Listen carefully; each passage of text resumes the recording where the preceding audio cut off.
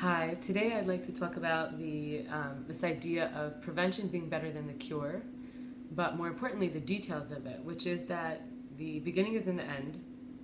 I'm sorry, the end is in the beginning. The part is, in the whole.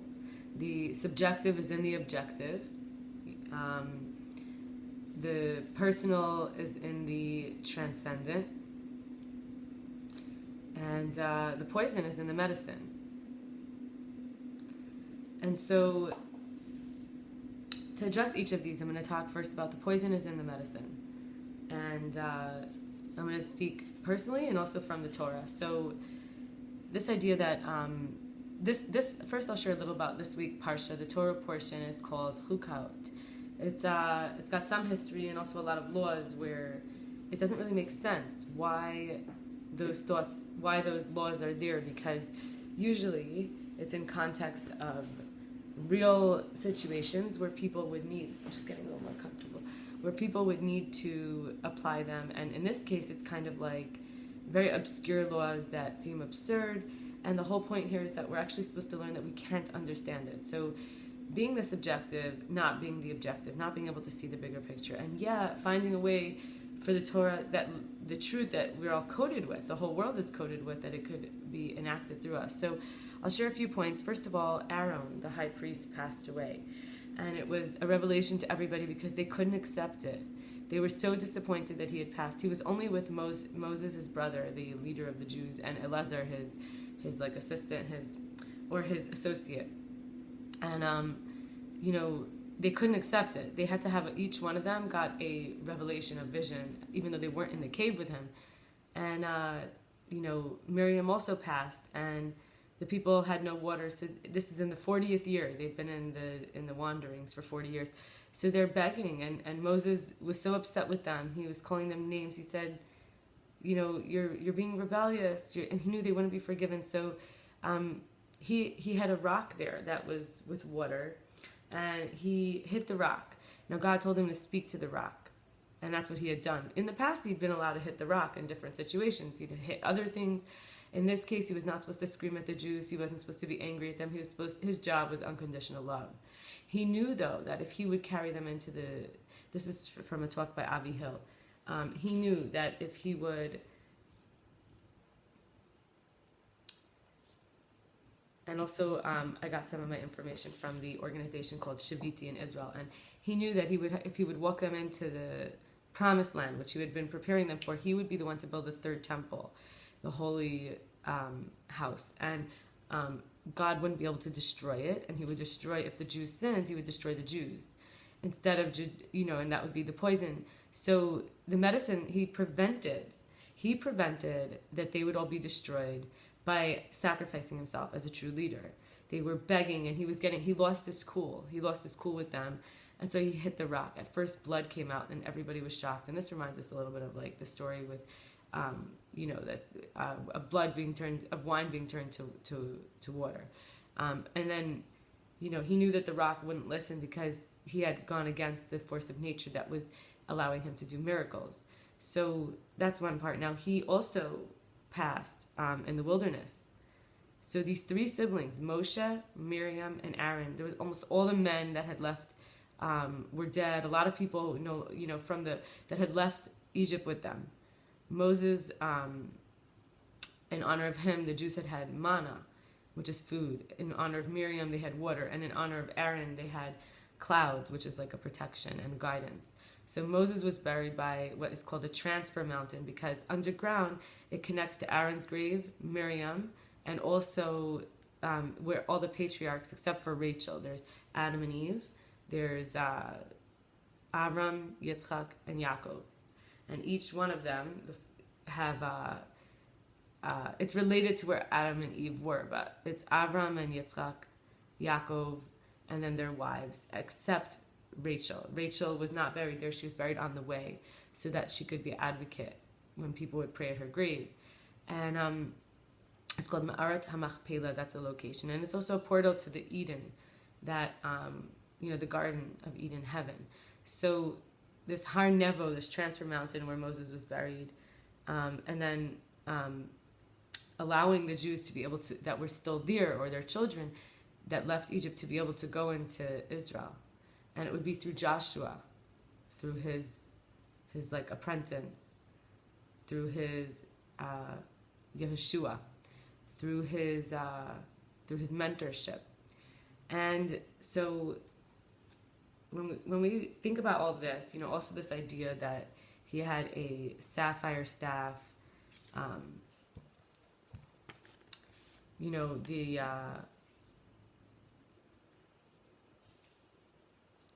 the story of King Arthur,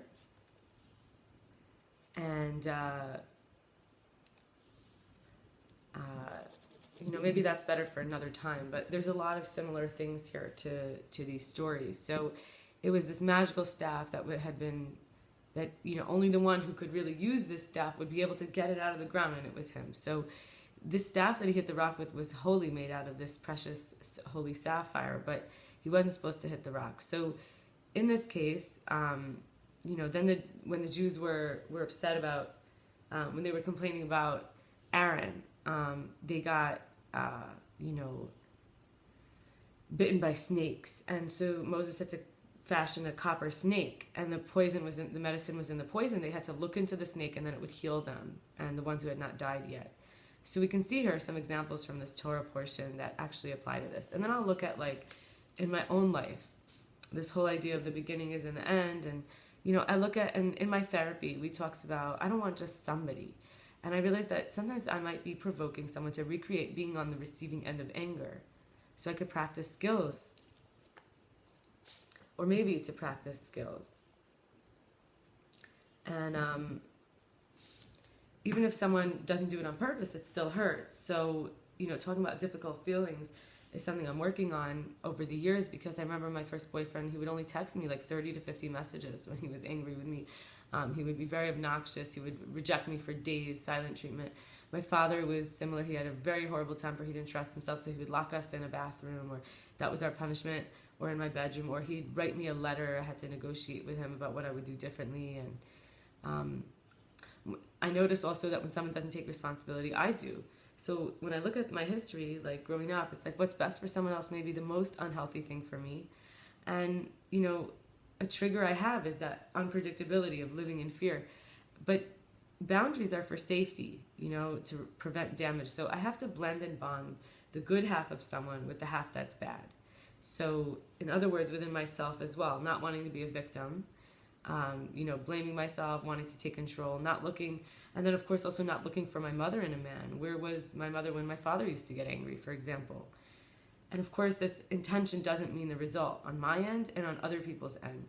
Another thing is, I noticed for myself that when a man loses his temper, I feel trapped, because I used to get locked in my bedroom or my bathroom by my dad, who didn't trust himself or know how to protect his loved ones from his temper.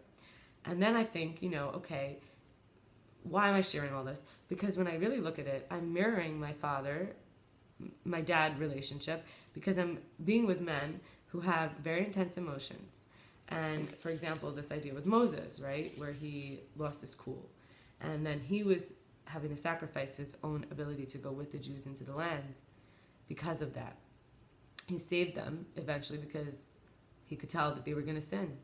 And so he didn't want that God should save the temple he builds and hurt the people. And so when I make this objective now, not subjective, I could say, I don't want to be to be someone who shows that I stay with someone who hurts me. I get embarrassed to admit that I've been triggered, feeling like what someone is saying is disrespectful, reflects my respectability. Not arrogant, not self-loathing, the balance in between. I don't care if people think, that I'm a means to an end, I'm a sucker, that I don't know what's going on. But the truth is that, it affects me when it's someone close to me. So life is often speeding nowhere. I'm trying to get to the relationship where the person won't do that, only so that it could happen, so that I could learn from it. So moving through this process, we learn about loyalty and reliability. That is how we have royalty. We have this sense of being an emperor, an empress. You have an empire. Your whole life is yours. And this loyalty you have to what really matters, to your values, and your reliability. You could be the figure, the father figure, the mother figure. you could be somebody that people can rely on. You can be a leader, you can be a guide. Like those three siblings, Moshe, Miriam, and Aaron. They had the loyalty and the reliability. They didn't care if people thought they were a means to an end or a sucker or didn't know what was going on. Aaron was known for sharing peace. Miriam was literally the reason that they had the flow. She was a prophetess who could inspire the people and used to make drum circles and dance. And she brought people to the place of really being in the spirit. And Moses guided the people. And Aaron was a means to it. They were all a means to an end. They were all suckers in a way. They didn't get their own personal excitements. And they had to find it through their roles. A lot of who they were had to be like nullified in a sense. And, people thinking they don't know what's going on. Every time they keep getting complaints because of things not going temporarily the way people wanted.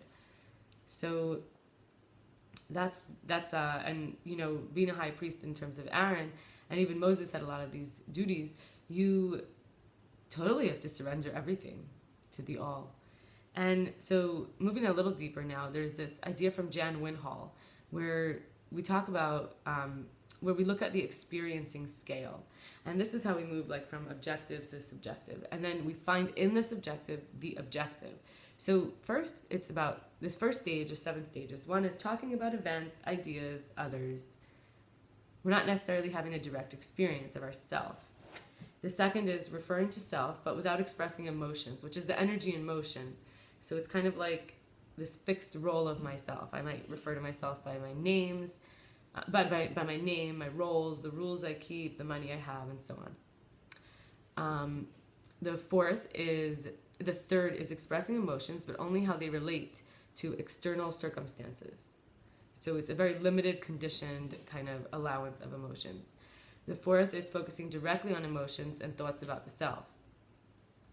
This is a little more self-explanatory. And number 5, engages in an exploration of inner experience. So actually getting curious and open and feeling like this feels good, this doesn't feel good, and engaging with it. Number 6 is gaining awareness of previous implicit feelings and meanings. So meanings that we took and feelings that we had, we now can have a better understanding. Oh yeah, this is what it feels like to get anxious. This is why I behaved that way, because I was anxious. Versus at number 4, we're focusing directly on the emotions and thoughts about the self. We say,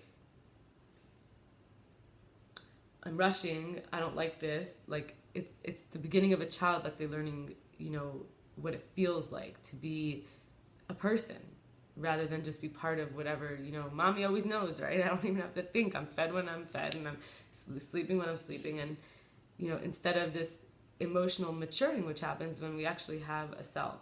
When we actually, I talked about Moses, Aaron, and Miriam having to delete their self. And here I'm talking about how when we have a direct experience, we need to have a self. So there is that sense of in number 7, the ongoing process of in-depth self-understanding, which provides new perspectives to solve significant problems. So the self arises as a new self. So this is the idea that the old self, which may have had a more conditional desire or wanting to have things feel safe and feel secure, feel familiar, has to kind of to be deleted so that the new self can come up. And now I'm going to go into this idea, like I talked about, who we are kind of as the self. And there's something called privilege, which is opportunity. And there's many ways to look at privilege. And so I'm going to list a few here, and it's worth it, if anything stands out to you, to think about it. And to wonder for yourself, where am I on this ongoing process of in-depth self-understanding? Am I just talking about events and ideas? Am I able to refer to myself, but not yet expressing how it makes me feel, and then expressing my emotions, but only how they relate to external things versus the internal environment, then kind of actually feeling the emotion and how I am processing it, then kind of engaging and exploring that experience of inner dimension relationship, and then gaining awareness of the previous emotions, meanings, and feel the feelings, the implicit ones, and then in an ongoing process, like I said. So looking at where we have opportunity and how we relate to the world, and kind of where we come from, is also the way that we start to learn about our boundaries for safety. Like I mentioned, what I learned in therapy, when someone else isn't taking responsibility, we might take responsibility if we had more opportunity. Whether or not we're going to take blame or control. So having more opportunity is a big responsibility. It doesn't necessarily mean you're more blessed. It might mean that you end up with people over and over who you have to do a lot of extra stuff with because you still relate to having had a lot of opportunity. The loyalty, the reliability being royalty. This idea is also like, if you're loyal to these elements of yourself, and whether you're reliable on the outside, like to you're somebody you could rely on no matter what happens on the outside.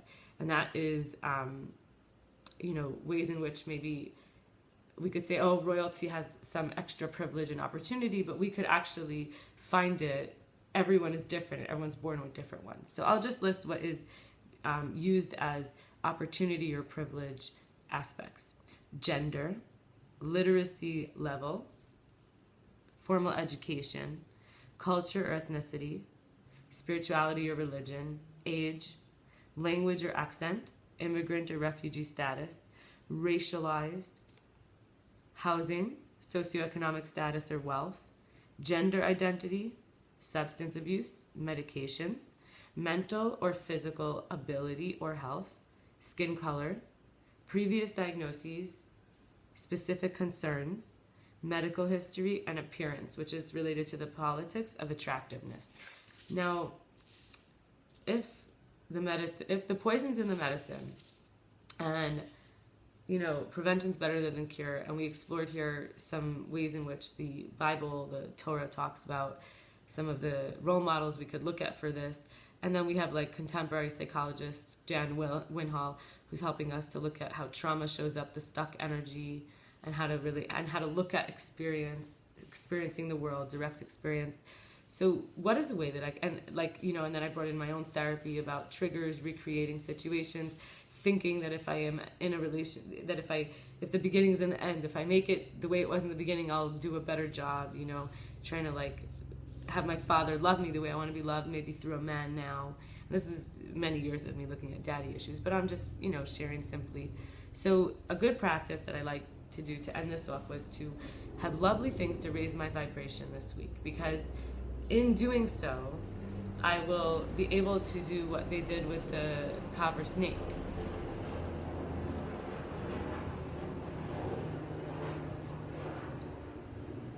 Helicopter.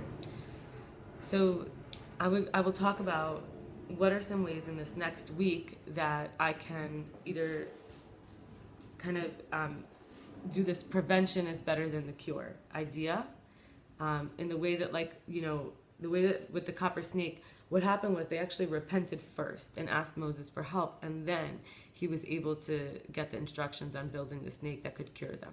So in my own way, repenting for, the ways in which that I might be recreating negativity, or where I'm not being loyal or reliable, or I'm not following in the lead of these three role models.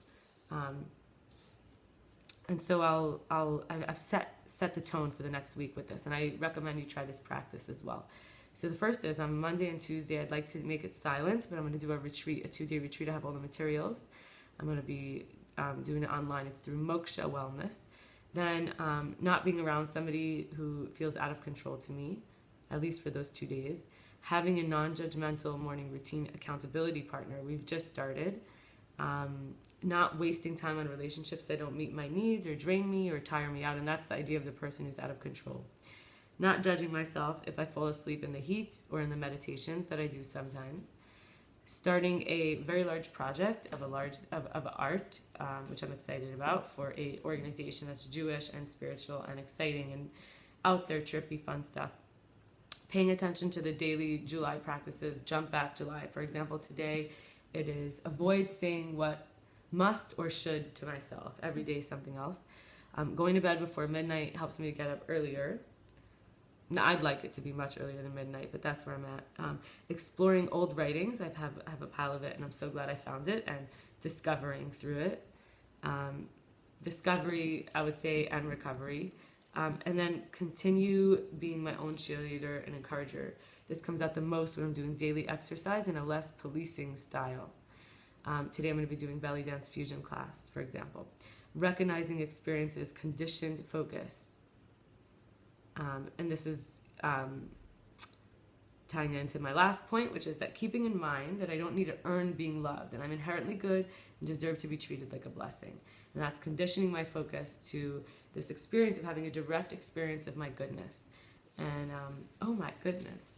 And so I hope that this is helpful, and the transcendent into the personal, the whole into the part, the medicine and the poison, the beginning and the end, the objective and the subjective, because prevention is better than the cure. So thank you, be well. I won't make a video tomorrow because it's a Shabbat, Sabbath, and blessings.